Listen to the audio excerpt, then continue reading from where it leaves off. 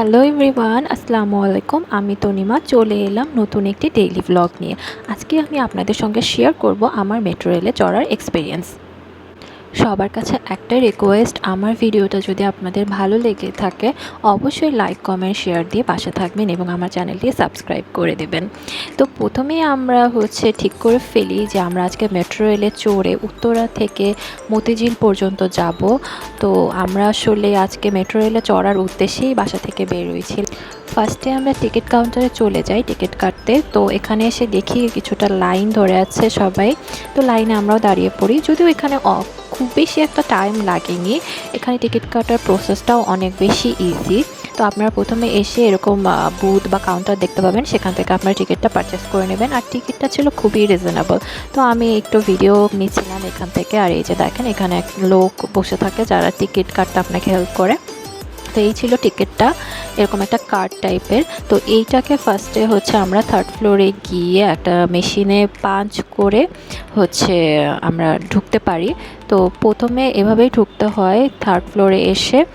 তারপরে এই যে মেট্রো রেলটা ছিল, মেট্রো রেলটা দেখে আমার খুবই ভালো লাগছিলো। আর এখানকার পরিবেশটাও খুবই সুন্দর ছিল, মনে হচ্ছিলো বাইরের কোনো কান্ট্রিতে এসেছি।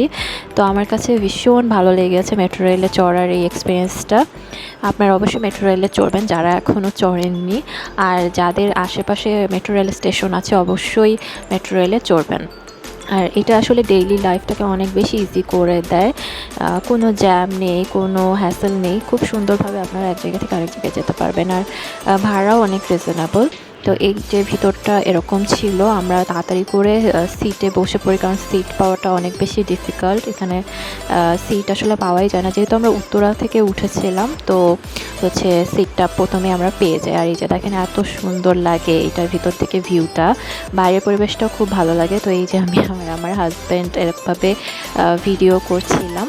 সেই দিন আমরা উত্তরা মেট্রো রেল স্টেশন থেকে মেট্রো রেলে উঠি এবং সচিবালয় মেট্রো রেল স্টেশনে নেমে পড়ি। আসলে আমাদের আর কোনো প্ল্যান ছিল না, এই জন্য আমরা ঠিক করি যে পুরান ঢাকাতে যাব এবং ওখানকার কাচ্চি বিরিয়ানি ট্রাই করব। তো এই যে দেখেন, মেট্রো রেল থেকে নামার পরেই দেখতে পাই আমরা অনেক বিশাল জ্যাম। তো আমরা পুরান ঢাকা নাজিরা বাজার চলে যাই এবং গ্র্যান্ড নবাবের কাচ্চিটা ট্রাই করি। এটা অনেক বেশি মজা ছিল, অনেক দিন ধরে আমার ইচ্ছা ছিল, তো আমার ইচ্ছাটা পূরণ হয়ে গেল। তো আশা করি সবার ভিডিওটা ভালো লেগেছে। অবশ্যই ভিডিওতে লাইক দিয়ে শেয়ার দিয়ে পাশে থাকবেন। আল্লাহ হাফেজ।